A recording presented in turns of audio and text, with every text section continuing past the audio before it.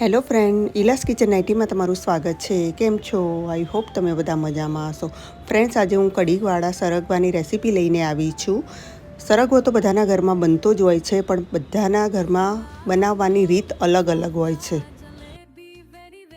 અહીંયા મેં સરગવો લીધો છે. સરગવાને સરસ ધોઈને મેં સાફ કર્યો છે અને હવે સરસ રીતે ઉપરથી છોલી દઈશું અને એના ટુકડા કરી લઈએ આપણે.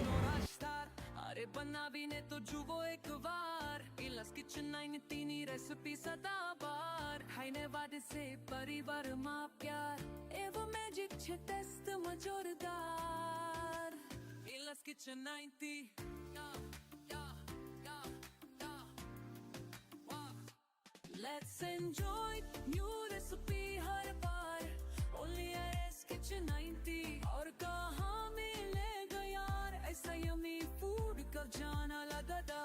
जय श्री कृष्णा जय श्री राम પહેલા પેટ પૂજા પછી બાકી કામ.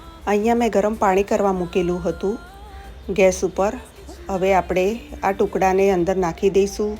અડધી ચમચી મીઠું નાખીશું અને 4 થી 5 મિનિટ સુધી ઉકળવા દઈશું. 5 મિનિટ થઈ ગઈ છે ફ્રેન્ડ્સ. આપણો સરગવો સરસ રીતે બોઇલ થઈ ગયો છે. હવે આપણે એને સાઈડમાં રાખી દઈએ અને લસણ મરચાંની પેસ્ટ બનાવી લઈએ. અહીંયા મેં 5 થી 6 કળી લસણ લીધેલું છે અને 3 લીલા મરચાં લીધેલા છે. 1 ચમચી જીરું લીધું છે, અડધી ચમચી હળદર છે, 1 ચમચી ધાણા જીરું છે અને કાશ્મીરી લાલ મરચું લીધું છે અને મીઠું એડ કર્યું છે. સરસ રીતે આપણે પેસ્ટ બનાવી દઈશું. તમે આદું પણ એડ કરી શકો છો પેસ્ટમાં.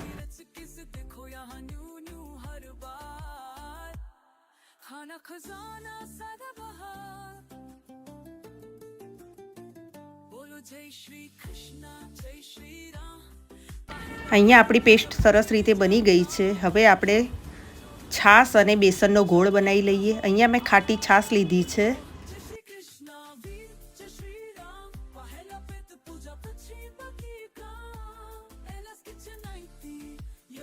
2 ચમચી ચણાનો લોટ એડ કરીશું.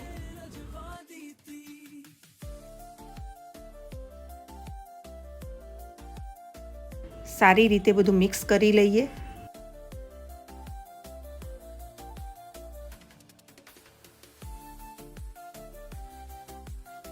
આપણો ગોળ બનીને તૈયાર થઈ ગયો છે. હવે આપણે એક તપેલીમાં વઘાર કરી લઈએ. 1 ચમચી તેલ અને 1 ચમચી ઘી લઈશું.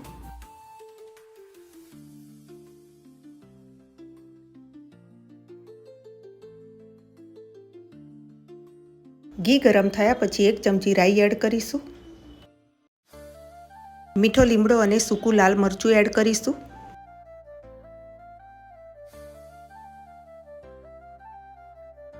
લસણ મરચાંની પેસ્ટ આપણે બનાવી હતી એ એડ કરીશું.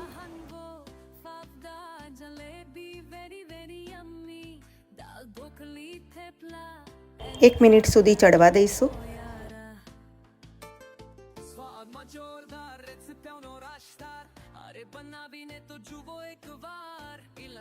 હિંગ એડ કરીશું.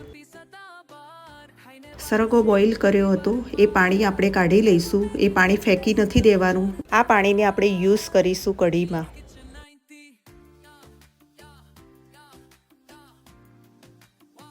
વઘારની અંદર સરગવાને એડ કરીશું.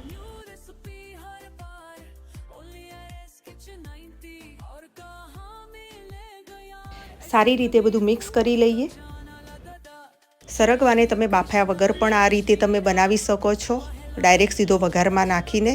પણ મેં એટલા માટે બાફ્યો છે કે સરગવો પાછળથી ચડતો નથી ને એટલા માટે, કારણ કે કઢી ખાટી હોય છે એટલે મેં પહેલાં જ સરગવાને બાફી દીધો હતો. હવે આપણે જે બેસન અને છાશનો ગોળ બનાવ્યો તો એ એડ કરીશું. સરસ રીતે બધું મિક્સ કરી લઈશું. અહીંયા મેં સરગવાનું વધેલું પાણી જે હતું બાફેલું એ પણ એડ કરી દીધું છે.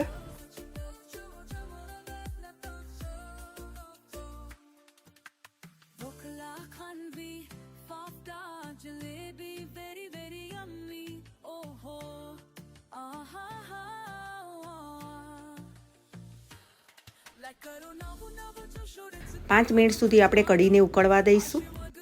જેથી કરીને કઢી સરસ રીતે જાડી થઈ જાય. देखो यहाँ न्यू न्यू हर बार खाना खजाना सदा बहार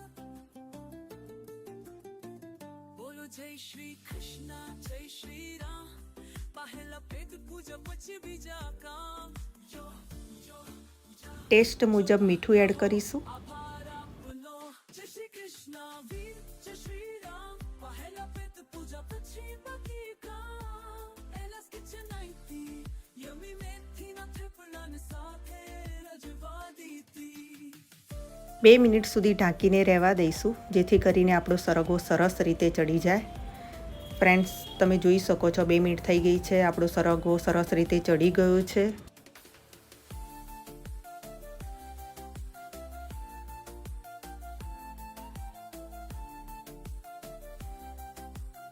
હવે આપણે કોથમીર એડ કરીશું.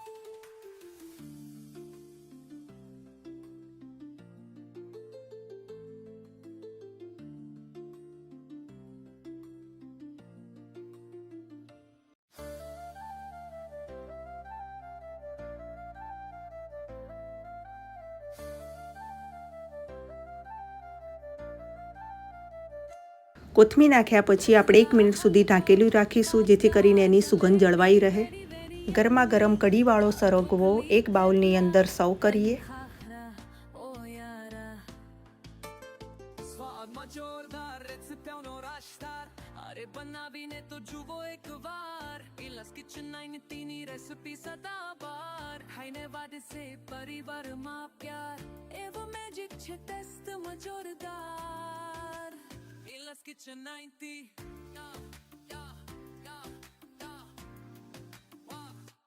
Let's enjoy new recipe हर बार only at Kitchen 90 और कहाँ मिलेगा यार ऐसा yummy food कब जाना અહીંયા મેં ડુંગળીથી ગાર્નિશ કર્યો છે. તમે કોઈ પણ રીતે ગાર્નિશ કરી શકો છો. पहला पेट पूजा પછી બાકી કામ welcome to my channel Ila's Kitchen 90 હવે આપણે ટેસ્ટ કરી લઈએ કેવો બન્યો છે.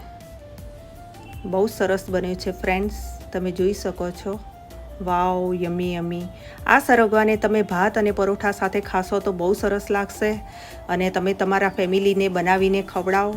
નાના મોટા બધાને બહુ જ ભાવશે અને ખુશ થઈ જશે. તો બાય બાય ફ્રેન્ડ્સ, ફરીથી મળીશું બીજા વિડીયો સાથે. ત્યાં સુધી જય Shri Krishna. Like and share કરવાનું ભૂલતા નહીં.